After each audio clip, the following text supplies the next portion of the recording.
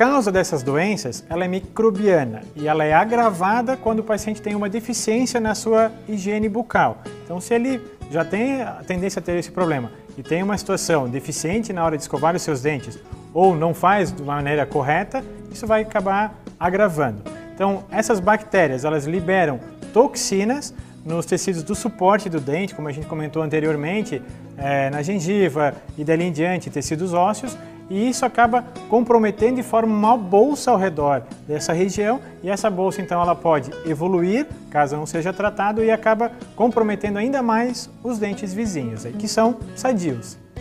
Alguns fatores, assim como na gengivite, tem alguns fatores que podem estar agravando a doença periodontal, como por exemplo o fumo. Então o cigarro está o primeiro colocado da lista para realmente agravar o problema periodontal.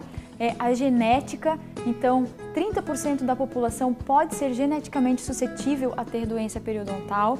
Então quem teve os pais, teve os seus avós que perdeu o dente por doença periodontal, porque os dentes ficaram moles e caíram, realmente tem que ficar um alerta, tem que cuidar um pouquinho mais, porque isso pode realmente ter algum indício. E também alguns medicamentos, a puberdade também pela própria alteração hormonal, podem agravar um pouquinho. A gente vai mostrar para vocês algumas fotos de periodontite, para vocês verem a diferença entre a gengivite e a periodontite. Então aqui vocês já veem um caso bem diferente do que os casos de gengivite, né? Então é o caso onde já tem perda de estrutura, então vocês começam a ver que começa já a aparecer a raiz do dente, os dentes vão ficando mais longos. Dá a impressão que são mais compridos, né? Paciente fumante, né? Então vocês olham como a nicotina, ela se adere aos tecidos e realmente ela parece que gruda nos dentes.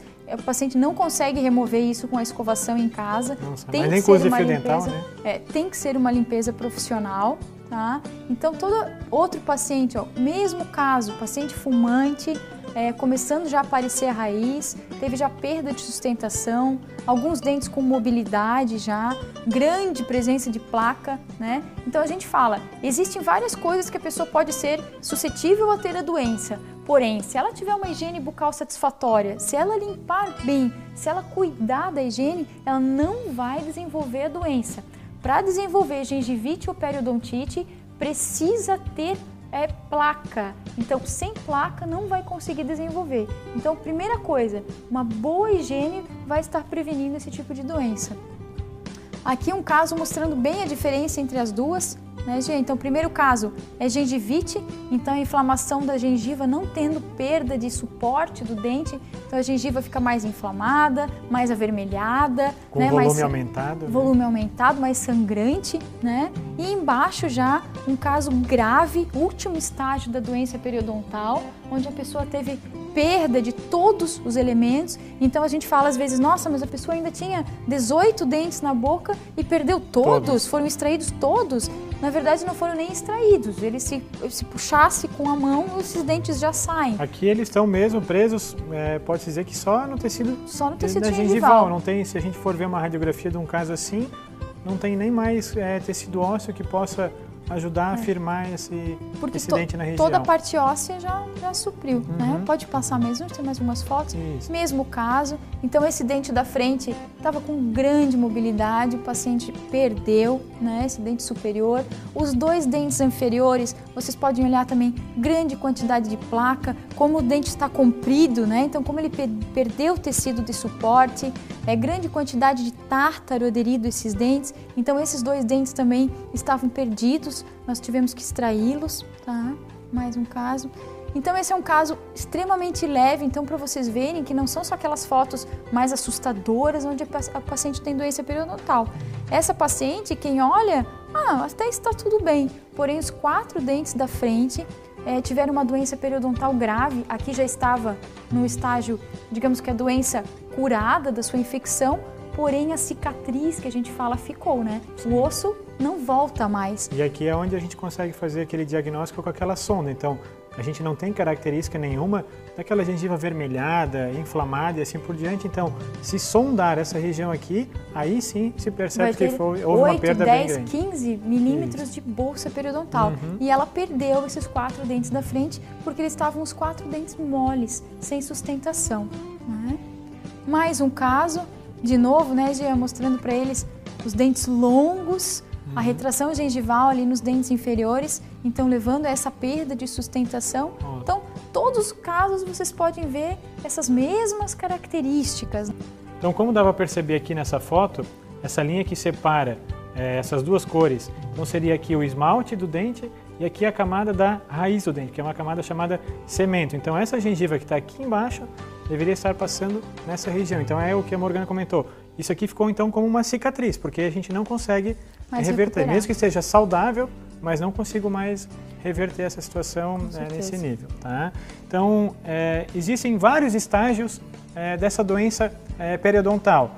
Todas elas são tratadas a partir de uma raspagem subgengival. Então, nesses estágios, como a gente mostrou anteriormente, onde já há acúmulo de tártaro, então é obrigado que se faça uma raspagem, ela é subgengival, abaixo do nível gengival, então, e ainda com o uso de antissépticos, que seriam para fazer bochecho, para potencializar, então, esse efeito da higiene, e ainda tem casos que o paciente ainda é obrigado a fazer uso de antibióticos.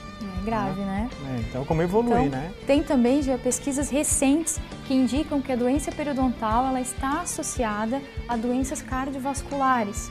Então, uma explicação para isso é que as proteínas inflamatórias que ficam ao redor daquele dente, ao redor daquela infecção, elas penetram na corrente sanguínea, atingindo o sistema cardiovascular, causando o quê? Um espessamento dos vasos sanguíneos. E isso pode agravar ainda mais uma pessoa que seja predisposta a ter algum problema, tá?